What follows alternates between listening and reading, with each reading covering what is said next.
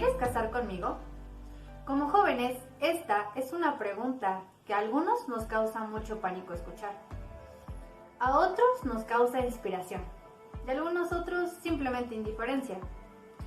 Si bien es cierto, esta frase marca un antes y un después en la relación de pareja de dos personas que se sienten esencialmente llamadas a unificar a su persona por medio de la oportunidad de compartir su vida de forma voluntaria. El matrimonio es un tema de decisión y acción que requiere de mucha madurez y organización de parte de las personas que lo han contemplado dentro de su proyecto de vida. El matrimonio se construye con mucha dedicación, esfuerzo, amor, compromiso, etc. Y este tiene que ser igualitario de parte del hombre y la mujer que deseen unificar su vida. Como jóvenes, este tema nos causa mucha incertidumbre debido a la disfuncionalidad relacional a la que nos enfrentamos. Y para no atormentarnos, a veces simplemente decidimos ya no pensar tanto en este tema, pero eso no quiere decir que no abunde en nuestra cabeza, ya que se trata de el estar acompañado de la persona a la que amas para poder compartir tu vida, tus sueños, tu persona y todo el amor que experimentas y que deseas conservar. Porque el matrimonio no es el medio para la felicidad, es la forma en que tú eres feliz al lado de la persona que amas. Es esta unificación de dos totalidades que quieren alcanzar la plenitud, consolidando así un tema de amor. ¿Y a ti? ¿Te causa algún movimiento en tu corazón esta pregunta inicial?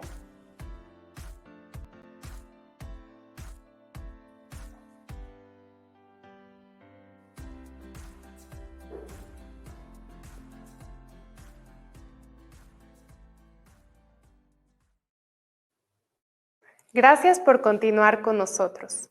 Para darle continuación al programa del día, tendremos la ponencia Cuando nos prohibieron ser mujeres y los persiguieron por ser hombres, que impartirá la licenciada Alicia Verónica Rubio Calle, a quien presentamos con una breve semblanza. Española, estudió filosofía clásica en la Universidad de Salamanca, profesora de educación física en un centro público de secundaria de Madrid durante 25 años, casada y con 3 hijos. Investigadora y escritora sobre la ideología de género, sus contradicciones y sus consecuencias personales y sociales. Algunas de sus publicaciones más sobresalientes son Cuando nos prohibieron ser mujeres y nos persiguieron por ser hombres, en 2016, y Feminismo sin complejos, en 2020. Ha sido víctima de la persecución de los lobbies de género y los partidos de ultraizquierda, defensores de esta visión totalitaria y desquiciada de la naturaleza humana. Ha impartido diversas conferencias y ha participado como ponente en jornadas, congresos, ponencias universitarias y mesas redondas sobre ideología de género. Tertuliana y colaboradora de programas de radio y televisión. También ha publicado una novela de humor de ambiente madrileño, Castizos. Militante del partido Vox desde sus inicios, donde ha desempeñado diversos cargos orgánicos. Actualmente es diputada en la Asamblea de Madrid, donde continúa su lucha contra el adoctrinamiento escolar y la vulneración de los derechos fundamentales que implica la implantación de la ideología de género. Adelante, por favor, con su ponencia, Cuando nos prohibieron ser mujeres y los persiguieron por ser hombres. Bueno, pues muchísimas gracias. Estoy encantada de estar aquí, de saludar y de poder dar esta ponencia que me parece imprescindible para empezar a entender un poco lo que nos están ocultando, lo que hace mucho tiempo que no se dice, y es que somos muy diferentes, hombres y mujeres. Entonces, pues, ¿cuánto tiempo tengo? Tengo 30 minutos. Vaya, no, bueno. ¿Y cómo podría llegar a mover la ponencia, el PowerPoint? ¿Lo movería yo de alguna forma o lo mueven ustedes? Bueno, pues es que no sé yo, no sé cómo podría moverlo. Bueno, ¿pueden pasar a la siguiente? Vale, muchísimas gracias. La siguiente. Sí, bueno, lo primero que hay que explicar es qué es el ser humano. Y el ser humano es una mezcla indisoluble de biología y de cultura. La biología es fruto de una larga evolución, de unas adaptaciones exitosas que hacen que hayamos llegado hasta donde hemos llegado. El objetivo es la supervivencia de la especie y desde luego es muy lenta y además utiliza unas estrategias poderosísimas para tener éxito, porque si no tiene éxito la especie desaparece. En cambio, la cultura, esa otra parte indisoluble del ser humano, que puede ser la cultura, y ahí hablamos de la educación, hablamos del arte, hablamos del espíritu, todas esas cosas que nos hacen, digamos, superar ese homínido que en principio somos, ¿no? Esa cultura, claro, en los últimos 200 años ha tenido una evolución tremenda, ha habido un tal cambio en el modo de vida, incluso podríamos irnos más atrás, pero lo cierto es que eso, lleva digamos, un funcionamiento totalmente distinto de la biología, una evolución muchísimo más rápida, y estamos a veces tentados a sentir la biología pues como un lastre. ¿eh? Pasa de hoja. Bueno, pues es que nuestra herencia genética y nuestra educación es lo que produce nuestro comportamiento, nos guste o no. Y la falta de armonía entre esas dos naturalezas es lo que nos crea conflictos de muy difícil solución. Por eso, la mejor elección que podemos hacer es conocernos y complementar esas dos naturalezas, porque de esa complementariedad de nuestras dos naturalezas va a venir nuestra felicidad. De hecho, el hombre, decía Varas, es un animal con los pies atados en una tortuga, la tortuga biológica, de lentísima evolución, y la cabeza anclada a una liebre. Por eso sale ese fotograma. Y es así.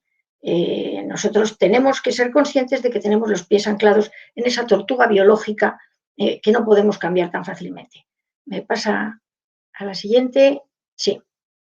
Y lo que hay que entender también es que nuestros roles sociales se basan en roles biológicos que son ancestrales y que además no son fáciles de erradicar, que su desaparición implica un alto grado de presión y de imposición y de manipulación, y que al final, nos guste o no, tratemos de cambiar, o sea, aunque tratemos de escaparnos de ese animal biológico que somos, al final aflora nuestro ser biológico, expresado en nuestros cuerpos, en nuestros instintos y en nuestros comportamientos.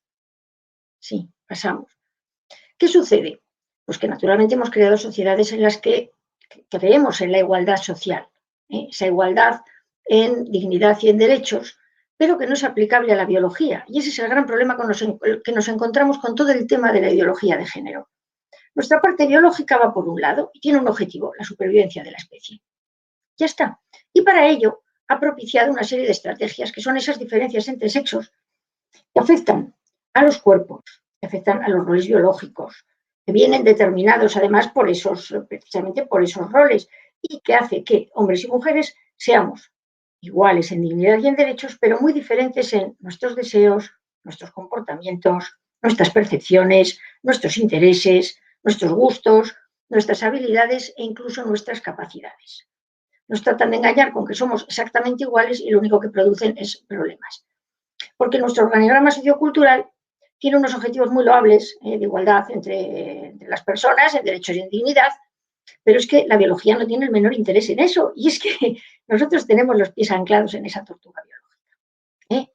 Y que además ese organigrama nuestro sociocultural tan deseable no tiene por qué contraponerse con nuestro ser biológico, simplemente sepamos quiénes somos, por qué somos, de dónde venimos, y el gran problema es negar ese de dónde venimos, que nosotros venimos de un pasado muy, muy lejano.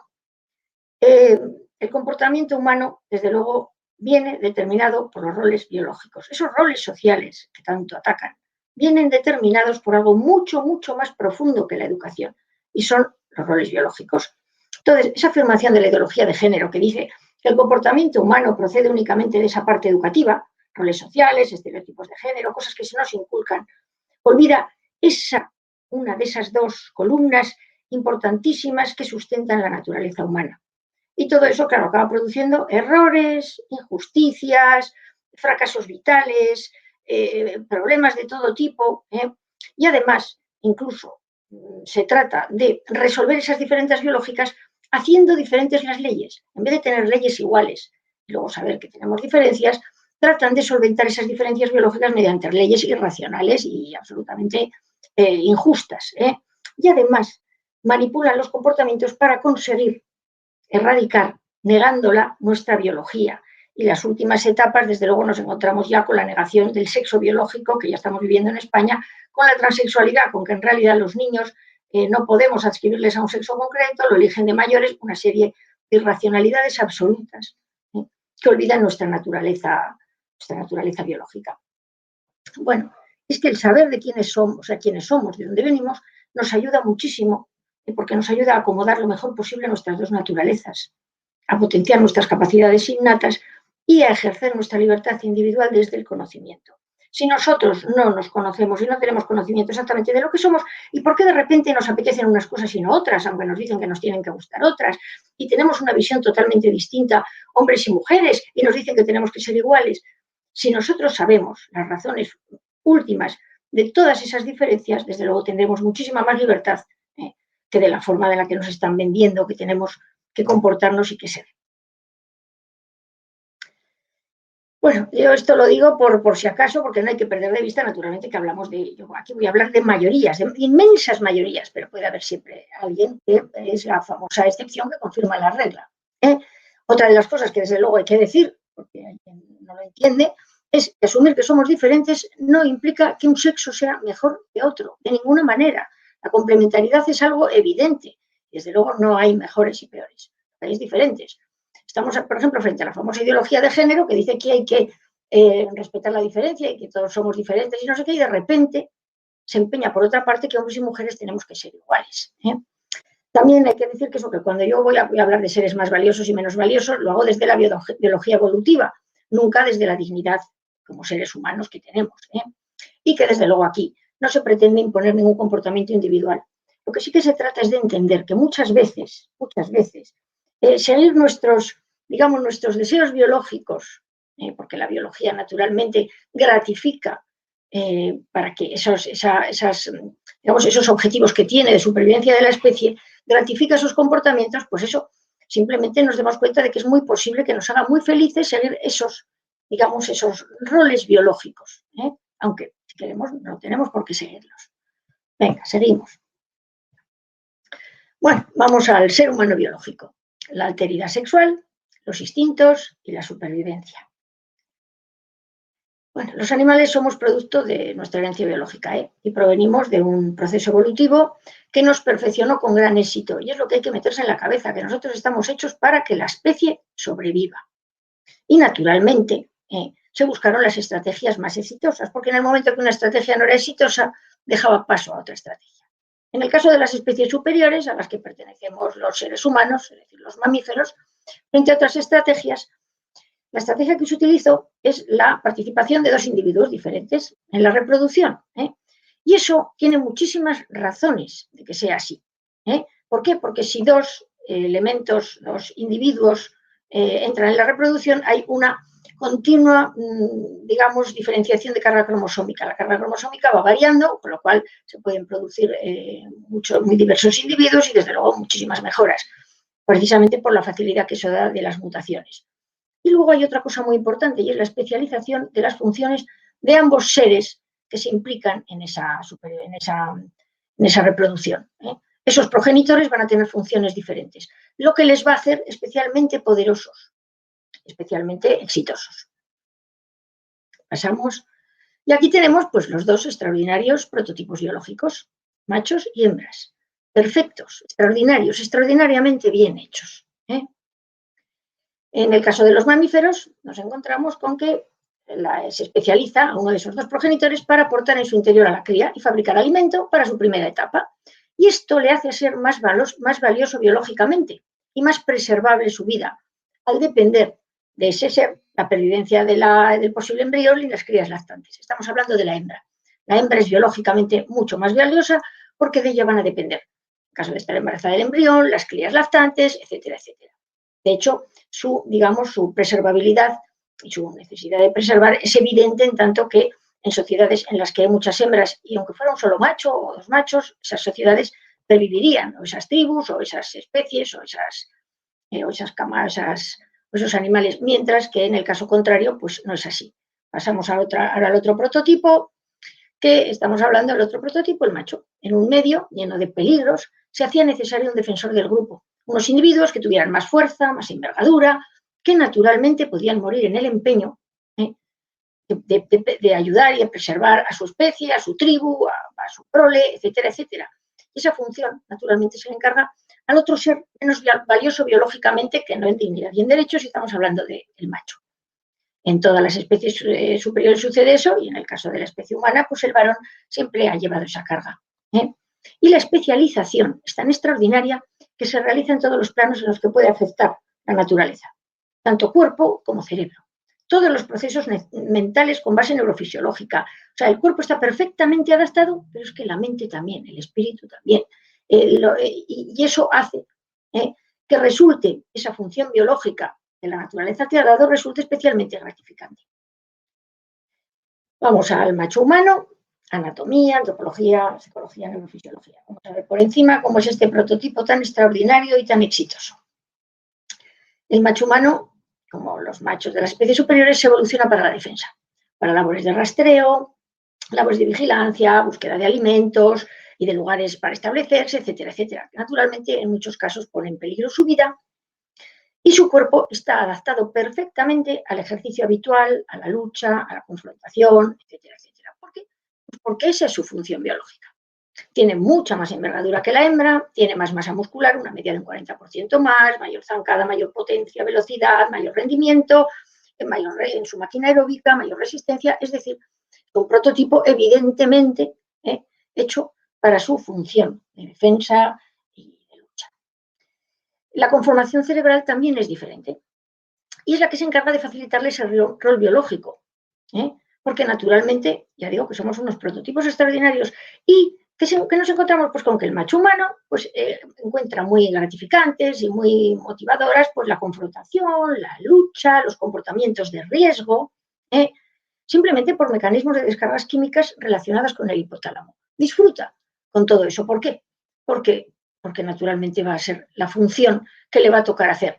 Y naturalmente la naturaleza, yo supongo que las abejas guerreras y las hormigas guerreras tendrán algún tipo de programación mucho menos evolucionada, pero desde luego en el caso de los seres superiores, en el caso del macho humano, es que todo eso le gratifica, le gusta, se siente competente. Lo vemos desde niño. Desde niño siente afición por juegos con componente físico, con competición, con enfrentamiento. Es decir, desde la infancia se ven una serie de diferencias en los comportamientos que no tienen nada que ver con la educación, en absoluto. Lo que pasa es que al final lo que se ha hecho es al revés. Es decir, sobre esa base biológica se han creado comportamientos educacionales. Cuando llega la pubertad, la testosterona aumenta un 200% en los varones y genera ya un varón adulto, como en el resto de las especies superiores, en el que se ve un incremento, exponencial de las capacidades físicas. Yo que he sido profesora de educación física tantísimos años y tenía que hacer a mis alumnos desde los 12 a los 18 años pruebas físicas. O sea, el desarrollo exponencial de las capacidades físicas de los varones es impresionante. O sea, es impresionante. Pasan de tener las mismas marcas que las chicas a superarlas, pero con creces. Y además me encontraba, como anécdota lo cuento, que claro, se les dice que son iguales y entonces pasa dos cosas. Que los chicos se quejan de que a las chicas se les hagan pruebas diferentes, cosa ridícula, porque hay que hacer pruebas diferentes, porque somos iguales, y las chicas se cogen un tremendo complejo de hombrecillos inferiores, ineficientes, porque ven a sus compañeros varones que cuando tenían 13 años tenían las mismas marcas físicas que ellas, que de repente, o sea, bueno, les superan con creces y les llega incluso en ocasiones a dar vergüenza y decir, es que yo salto un poco, profe.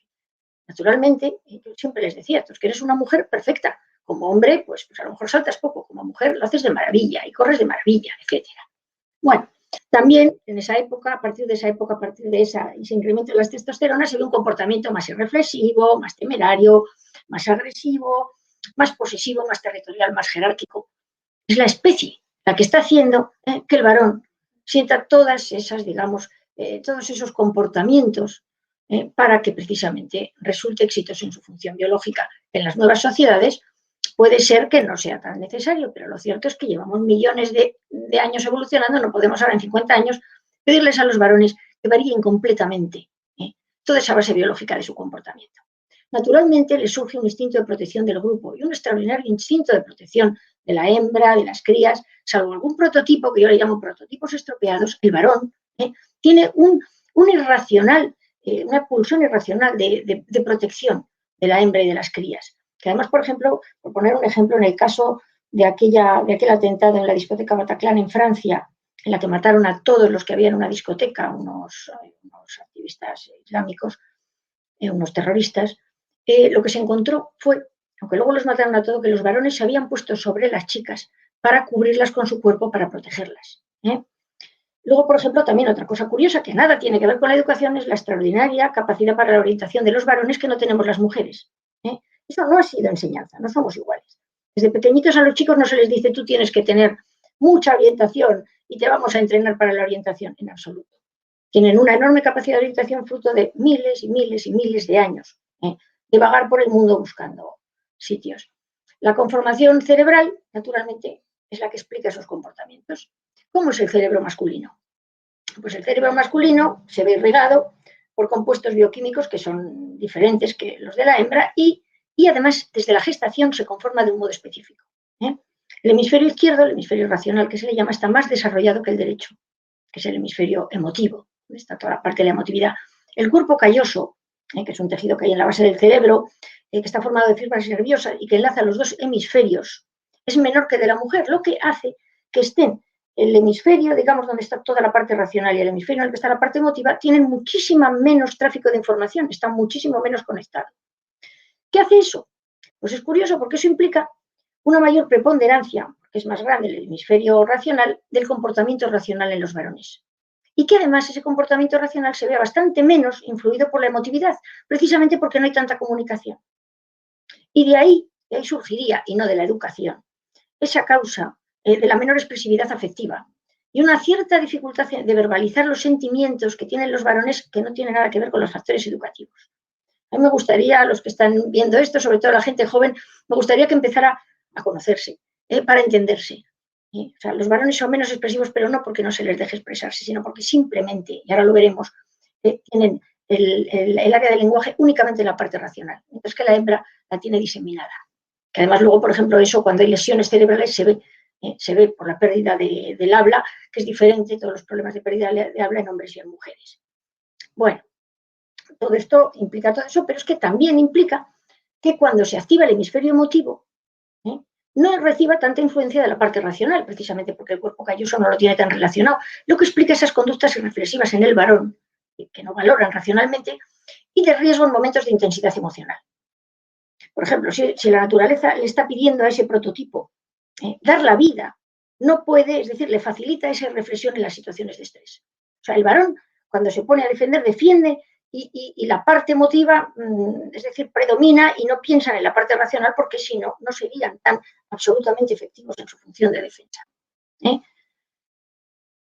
La menor comunicación también facilita la concentración en una sola tarea. Siempre se ha dicho, es que las mujeres hacen muchas cosas a la vez y los hombres, pues es cierto, pero es que en ocasiones esa facilidad en la concentración en una sola tarea es posible que haya dependido su vida de ello.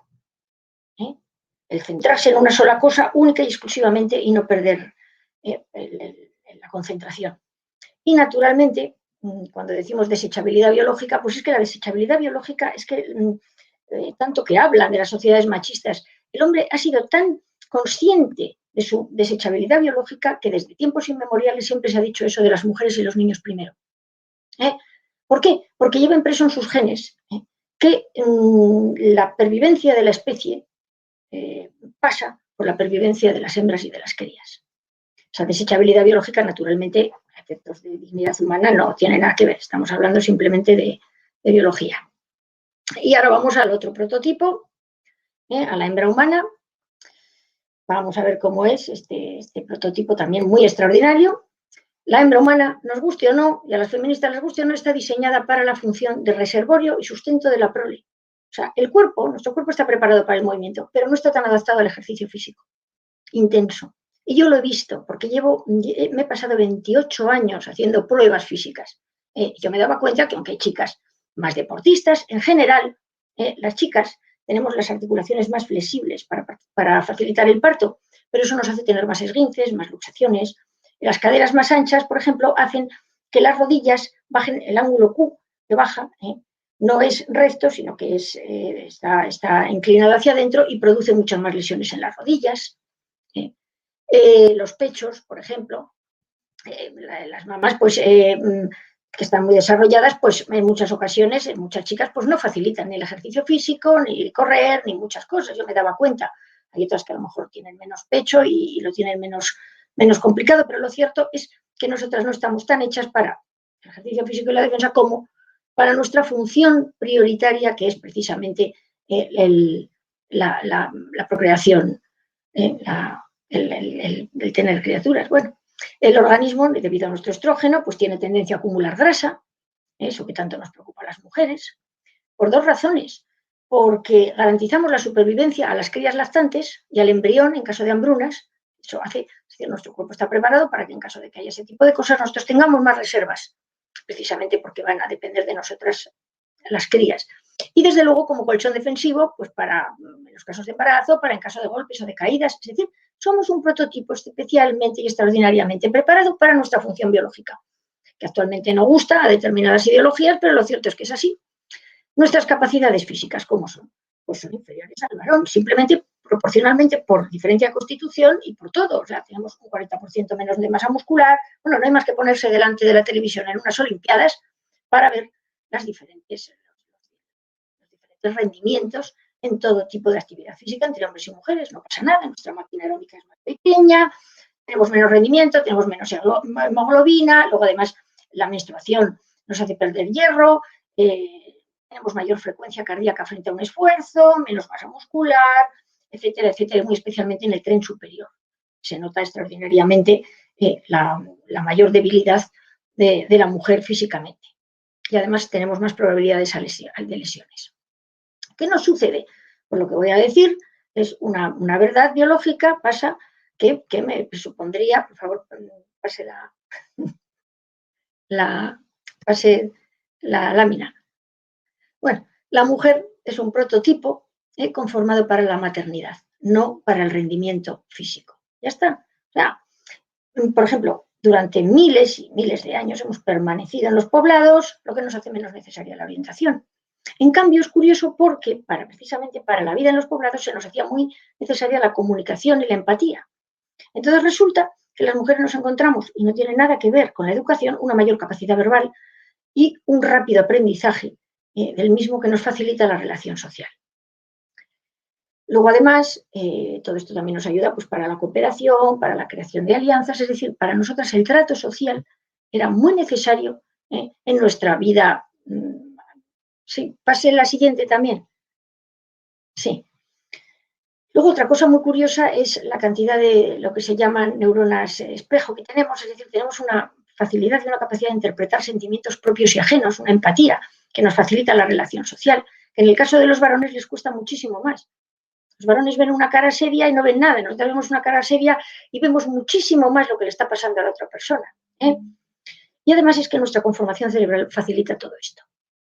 Desde niñas, pues nuestros juegos evitan la confrontación, consensuamos reglas, son juegos mucho más sosegados, más cooperativos, nos gustan mucho los juegos con roles sociodramáticos, en fin, ya se ve que los niños y las niñas juegan diferente, aunque los ideólogos de género se empeñan en educar en la igualdad y se empeñan incluso, y esto es lo malo, en obligar a jugar a cosas. Luego en la adolescencia, las chicas, esto he tenido yo, ya digo, 28 años de verlo, abandonan juegos y deportes, y sobre todo los de contacto. ¿Por qué? Porque en el momento en que las chicas desarrollamos, nuestro organismo nos pide una preservación de nuestra integridad y evitamos las confrontaciones, los golpes, los riesgos improductivos. No nos hace ninguna gracia. Nos hacemos muy sedentarias. Y es precisamente porque la supervivencia de la especie y el éxito de posibles embriones proviene de ese comportamiento más sosegado y sedentario. Si realizamos ejercicio, yo lo he visto en mis alumnas, son siempre actividades en las que tienen mucho componente de flexibilidad, de coordinación, de ritmo. Ahí nos sentimos muchísimo más competentes y más gratificadas, nos sentimos mucho más felices pues, con juegos de mucha confrontación y de mucho golpe. Además, es curioso eso como en la adolescencia se deja de una manera mayoritaria el ejercicio precisamente porque estamos llenas de hormonas y preparadas para esa, digamos, posible gestación, que luego se producirá o no, pero lo cierto es que nuestro cuerpo, nuestro rol biológico nos prepara para eso.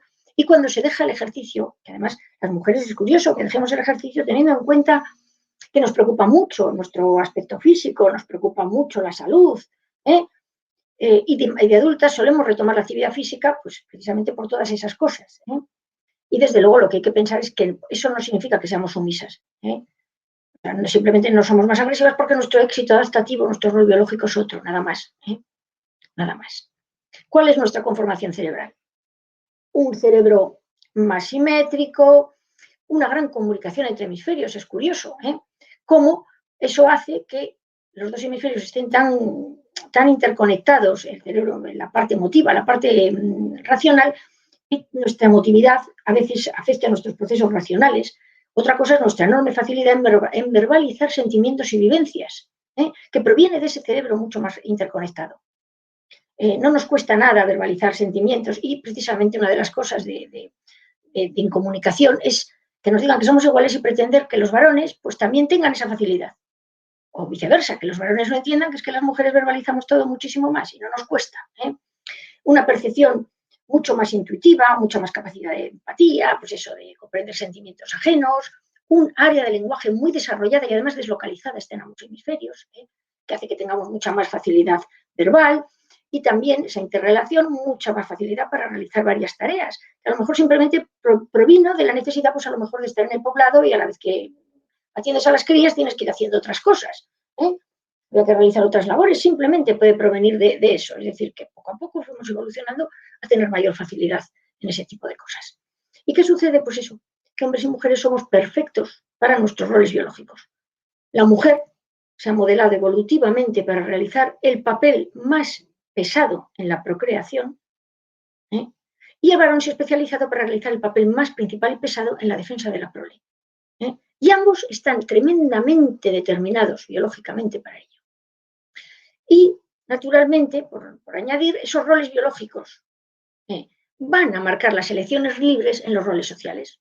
Nos vamos a encontrar con que los hombres, en libertad, en sociedades libres, eligen trabajos y estudios donde se sienten pues, más capaces. Trabajo físico, más competitividad, más agresividad, más riesgo, aspectos más racionales y deductivos. No les importa la sociedad, la incomodidad, el movimiento, entonces pues les gusta pues, obreros, mecánicos, taxistas, ejecutivos agresivos, ingenieros, policías, bomberos, guardas forestales. Es decir, pues no es nada más que simplemente las elecciones libres, fruto de esas, digamos, de esos gustos biológicos, de esas pulsiones biológicas. En libertad las mujeres, ¿qué encontramos? Pues trabajos donde pues, nos sentimos más competentes, normalmente con mucha relación interpersonal, sin demasiado rendimiento físico en general, cooperativos, con alto grado de verbalización, sin riesgos o tensiones intensas, no nos gustan sitios donde hay incomodidad, suciedad, peligro.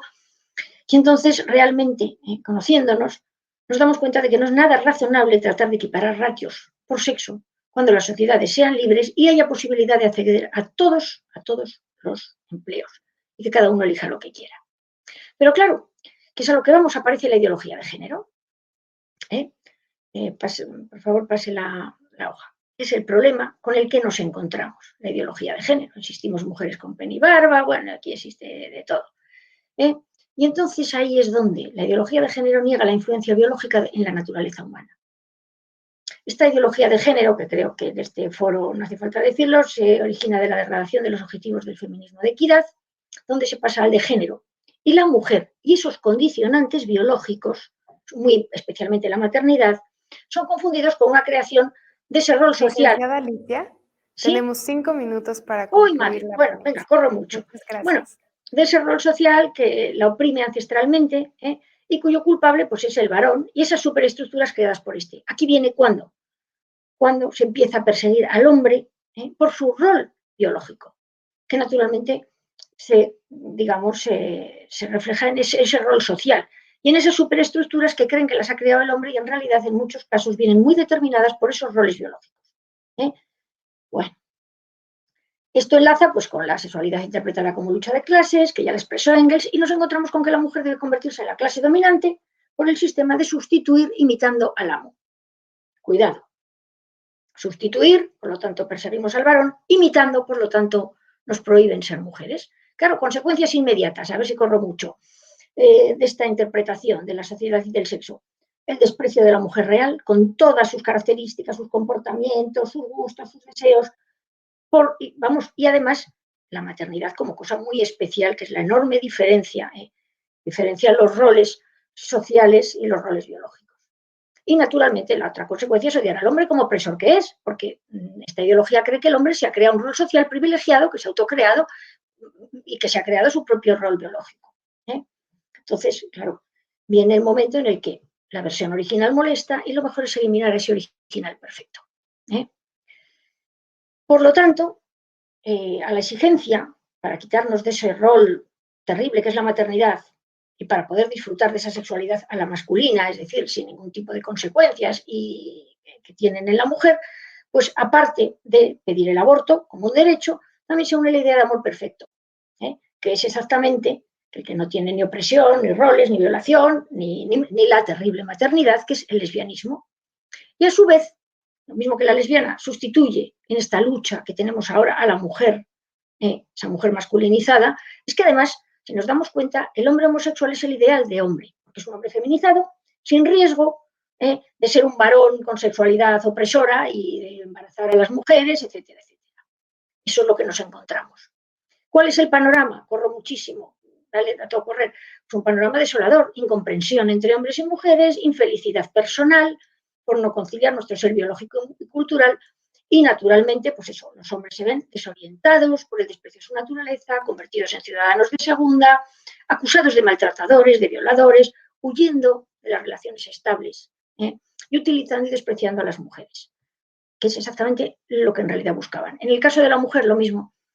La degradación de un sexo que somos sensibles y generosos, manipuladas para odiar nuestra biología, nuestro físico, nuestros gustos, para odiarnos, en definitiva, envilecidas, sacando lo peor de nosotras mismas, animadas a asesinar a nuestros hijos, a utilizarlos como armas y atiborradas con un montón de sustancias, para que nos garanticen esa salud sexual y reproductiva que deteriora al final nuestra salud. En los menores es terrible, se convierten en mercancías, sin dignidad humana, privados de núcleos familiares, y son futura carne de cañón que nutrirá ese siniestro negocio del género. Finalmente, a lo que van es a la destrucción de la familia como ese enemigo que protege a hombres, mujeres y niños de la industria del género. Se facilita el divorcio, no hay un esfuerzo en evitar toda esa destrucción de familias, se promocionan relaciones alternativas y se manipula para provocar los fracasos en hogares estables. Así que, bueno, finalmente, pues eso, decir que culpar al varón del rol biológico y engañar a la mujer sobre la naturaleza de ninguna manera nos va a traer la felicidad. Porque la pregunta final, y ahí lo dejo, pasa a la siguiente, por favor, es la pregunta que tenemos que hacernos. Las preguntas es, ¿podemos variar nuestra naturaleza? ¿Hasta dónde podemos variarla? ¿Vale la pena variarla? ¿Y nos va a hacer eso más libres y más felices? Pues muchísimas gracias. Al final he corrido mucho y nada, y espero haberme ceñido al tiempo. Muchas gracias. Licenciada Alicia Rubio, agradecemos enormemente su contribución en el 16º Encuentro de Centros de Cultura. Contamos con algunos minutos para realizar preguntas a nuestra ponente.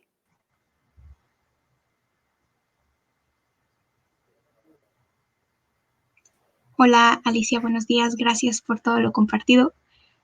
Soy Denalí, tengo 22 años, estudio psicopedagogía, soy de Puebla y estudio la licenciatura en UPAEP. Y la pregunta a realizar es, ¿por qué toda la información sobre las diferencias antropológicas entre hombres y mujeres se esconden actualmente y resulta una novedad lo que antes era una evidencia conocida? Sí, es que es curioso que todo esto yo lo sabía cuando era cría. Es decir, sabía perfectamente que había unas diferencias que se basaban en esos, digamos, en esas bases biológicas, que los hombres no eran ni peores ni mejores, eran diferentes. Y resulta que ahora me encuentro con que cuando yo saqué el libro, todo lo que yo decía era una novedad, una cosa que la gente no sabía, que los jóvenes no saben. Están machacándoles con lo de la igualdad y de repente ahí descubren que no son iguales físicamente, es evidente, pero tampoco somos iguales psíquicamente, ni nuestros cerebros, ni nuestros deseos, ni nuestras capacidades, ni un montón de cosas. Y es que realmente esto al final, esconder todo esto facilita una cosa, y es el desencuentro entre hombres y mujeres. Y el fracaso en las relaciones. El desencuentro, porque naturalmente tú te crees que te vas a encontrar con alguien que es idéntico a ti, te encuentras con una persona bastante rara, ni mejor ni peor, pero desde luego. Y el hecho de que claro, esto haga fracasar las relaciones en tanto que pretendes que la otra persona se comporte como tú, sea como tú, y no te dicen que es que la otra persona va a ser diferente, que lo que te va a traer precisamente es complementariedad, que va a ser mucho más enriquecedor que pretender que se va a ser igual. Y esto, naturalmente, al final nos lleva al verdadero objetivo final de la destrucción de la pareja heterosexual, de la destrucción de la pareja estable, de la destrucción de la pareja que procrea. ¿Por qué? Porque todo esto está muy ligado con todas esas, digamos, políticas de reducción poblacional. Y desde luego, el ocultar todo esto ayuda muchísimo a reducir población, en tanto que eso que produce desencuentros, produce pues, inestabilidad en las relaciones y también produce otra cosa, y es que se empeñan en darte una visión X de dónde tiene que estar tu felicidad. Y naturalmente no tiene que ser nada de los roles biológicos que te han tocado, es decir, los hombres tienen que ser sensibles, blanditos, patatín, patatón, y las mujeres naturalmente tenemos que ser fuertes, luchadoras, y desde luego eso de tener hijos, no, porque eso es un problema, es un tal, es un cual. Claro, luego suena ese reloj biológico que nos suena a tantísimas mujeres cuando llegan a la edad que de repente dices, quiero tener hijos y que esto se va a pasar. Y no sabemos que realmente ese reloj biológico existe, que no es un dicho, y no sabemos interpretar dónde puede estar realmente nuestra felicidad si nos dejamos guiar por nuestro corazón, por nuestros sentimientos y por nuestros deseos más profundos. Porque al final es eso, o sea, la naturaleza hace que esas funciones biológicas para las que te ha conformado resulten especialmente gratificantes. Y es así, y es curioso, y lo que se busca pues es realmente el desencuentro y el fracaso en las parejas. Agradecemos la participación de Denalí. Muchísimas gracias, Alicia. Licenciada Alicia, tenemos 2 preguntas más. ¿La ideología de género es una de las corrientes de pensamiento del feminismo? Sí, ha sido el feminismo el que realmente, es decir, ha sido digamos, la evolución de ese feminismo, primero de equidad, que ya no tiene nada que ver con el feminismo actual en absoluto, que murió de éxito. Todos somos feministas de equidad. Yo no conozco a nadie que diga que las mujeres tenemos que tener menos derecho o no tenemos que acceder a estudios o cosas, en absoluto. Es esa evolución del feminismo al feminismo de género en el que se presentó la lucha, es decir, la familia y las relaciones entre hombres y mujeres como una lucha de sexos, como la lucha de clases aplicada a los sexos, digamos, ¿no? Y esa evolución en la que la mujer era la víctima, en la que la mujer era la oprimida, en la que el hombre era el opresor, las estructuras sociales oprimían a la mujer era una víctima, es lo que ha terminado dando todo el corpus doctrinal de la ideología de género. Llega un momento, efectivamente, en el que la mujer ideal es la mujer masculinizada, el hombre ideal es el hombre feminizado, porque precisamente son los que pueden destruir esa sociedad que consideran mal hecha, opresiva, etcétera, etcétera. Y es cuando ya entran todos los lobbies LGTBI en toda esta historia. Incluso el propio feminismo acaba evolucionando en unas corrientes queer, en las que se supone que uno, ser hombre o ser mujer, ya no tiene nada que ver con la biología, porque al principio por lo menos se decía que era la biología y que luego la construcción social de tu sexualidad era el género. Pero es que ahora en este momento se identifica género con sexo. y entonces uno se autoconstruye como le dé la real gana. O sea, no tiene por qué ser hombre o mujer dependiendo de sus genes, de su aparato sexual, en fin, en absoluto. Y sí, proviene del feminismo. El feminismo verdaderamente es una de las ideologías y doctrinas más nefastas, más lesivas para la naturaleza humana, para la felicidad humana que se ha inventado. Y el problema es que como nada de lo que yo cuento, ni de muchas cosas que te están diciendo en estos encuentros, ni se está contando la verdad, hay muchísimas chicas engañadas por toda esta mentira.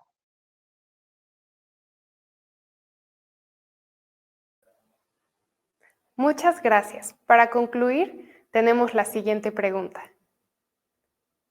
¿Cómo educar a nuestros hijos respetando sus diferencias hombre-mujer sin caer en la ideología de género? Bueno, hay que educarles, si es que al final hay que educarles en los valores que siempre hemos tenido, es decir, somos diferentes, no hay que educarles en ser chicos y chicas. Ellos tienen, en una familia normal, tienen su referente masculino y femenino, padre, su madre, por eso la familia es tan horrorosa y espantosa, porque dicen que, digamos, que perpetúa esos roles sociales, que naturalmente son biológicos. Y los niños se van a identificar con uno de los dos y los niños van a ser niños, las niñas van a ser niñas, hay que dejarles libremente, la inmensa mayoría de los niños jugarán a determinados juegos, si juegan a otros no pasa nada.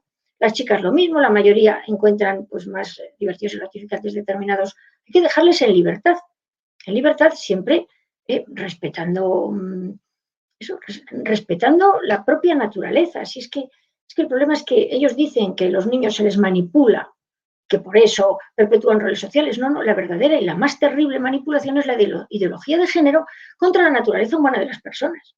Si es que a los niños simplemente hay que dejarles crecer, hay que darles unas pautas de que somos diferentes, educarles en valores, en el respeto, en el conocimiento de lo que cada uno es, en la libertad de que pueden acceder a donde quieran, de que son iguales pero diferentes. Es que al final nos han metido tales líos que lo que era lógico, lo que era sentido común, pues ahora resulta que eso, que hay que explicarlo, que hay que empezar a luchar, como decía Chesterton, por luchar por demostrar que la hierba es verde en el verano.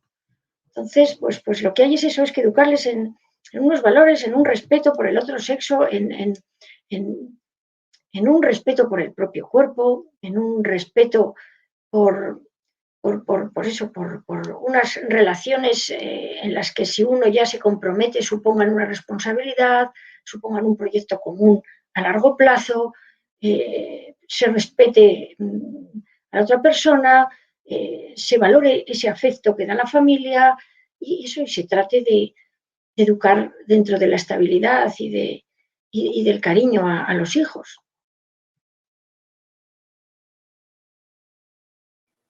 Agradecemos nuevamente a la licenciada Alicia Rubio por su participación. Regresamos a nuestra 16ª edición de Encuentro de Centros de Cultura tras un breve corte. Volveremos con la ponencia Deshumanizando al varón por el licenciado Daniel Jiménez.